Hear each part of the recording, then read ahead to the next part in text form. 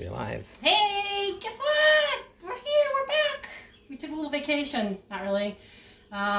We were making a bunch of videos when we were stuck in lockdown. We kind of took a break because the yard demanded some attention. Went over to my parents' house for them. But today we have something really special for you, and I wanted to get this caught on tape. We went out one time a couple of months ago and we checked on the bees, and then I was really worried about all the bees swarming and what's going to happen to the bees and blah, blah, blah.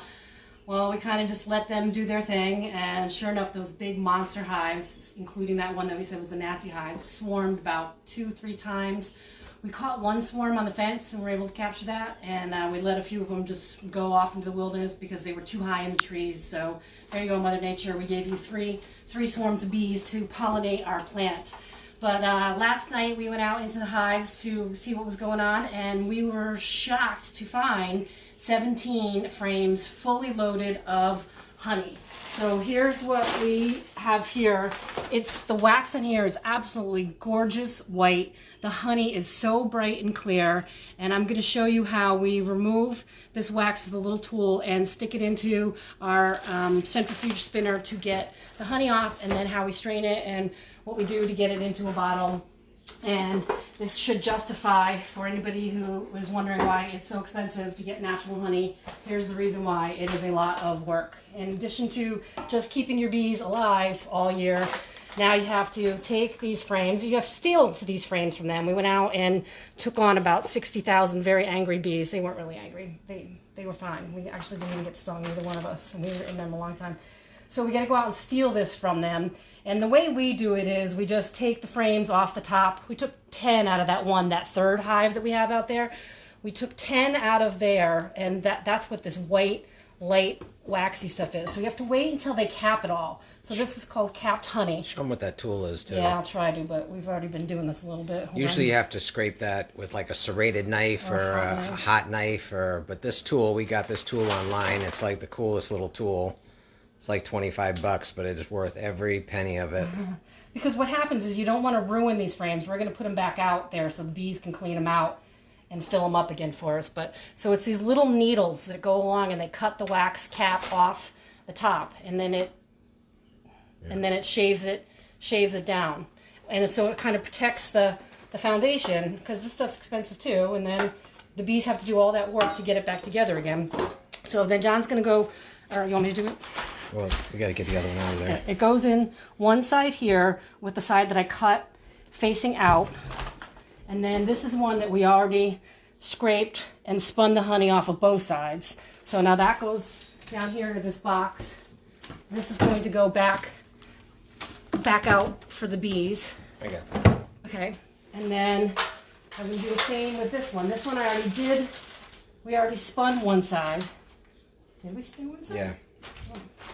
And I'm going to go back now. And then I keep all of this wax in another colander here, and it's going to drip down. You can see, look how much has already come off of this. It's really good to do this when it's hot, because I gotta move that. It's really good to do this when it's hot because the honey pours really slowly. So I double strain, but even with the double straining, there's going to be bits and pieces of wax on top of our bottles of honey. And when you see that, that's a good sign, because you know that it's real and it's not fake. It's not fake. So then this wax I'll melt down and we'll make candles. My neighbor actually wants to make some balm with some stuff that some lip balm, so I'm going to give her some of this wax too. She's growing some calendula and something else in her garden. She just looked up a recipe to make something, so she's going to do that. So this this is like butter. Comes along. I guess like that's how I've made candles before, and I'm going to try to make these dish towel things. Maybe when I get the wax processed another time next weekend or some other time, I'm going to show you how to make these wax pieces of fabric that you can use as plastic wrap on your cheese and your produce and stuff. Okay, so this guy's ready to go, and it's going to go side facing out. I'll just take 1 second.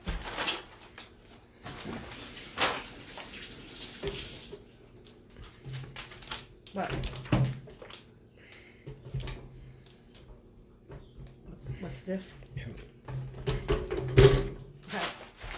then this crank spins it. Now if you can get down on top of it, have you seen that? And it's a centrifuge. Go slower. You can see the honey like coming out in threads.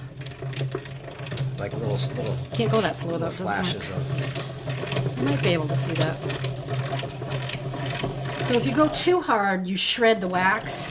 It's definitely a fine balance. And I go both directions. I don't know why, I just feel better when I do go both directions a couple times. And then when it starts to get, when there's too much honey down the bottom and the frames start to drag in that, I take a strainer in this bowl and go down here to this little doohickey, and it comes out, and you can see all the pieces of frame in there as well, of wax foundation in there as well.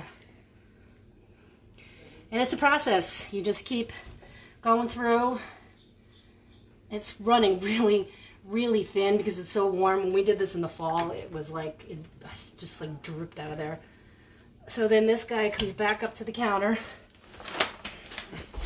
and drains away in here. And you can see, I mean, look how quick it's coming through that. So one more drain. And then what I would do, I'm just gonna move this over so I can do it. What I'm doing next is I'm putting it into this monster bowl, but look how clear and light that honey is. So we're gonna keep doing this. We had 17 frames double-sided, so 34 times they gotta go through that. 17 frames double-sided, and then we're gonna put the frames back out for the bees to clean them off. I have an idea of how I'm gonna do that. And then we go from this to bottling it. And this is what this year's honey looks like. Right there, you can see that in the light, right? So this is 1 pound of liquid gold COVID honey. This is our COVID blend. And this is last year's fall honey. I talked about how it has like the really dark buckwheat and goldenrod in it. And this is spring honey that has all the crabapple blossoms and apple blossoms and clover. So there's a big difference in those two colors. And this will be available probably later this afternoon for anybody that knows where we live and wants to come swing by and pick it up. Are we leaving it on the street or are we putting it in the cabinet? I don't know. If you know us, text us. If you want to message us, personal message us, we'll tell you how you can get your hands on that liquid gold. But for now, we are going to go back and finish doing what we were doing. Thanks for joining us till we eat again.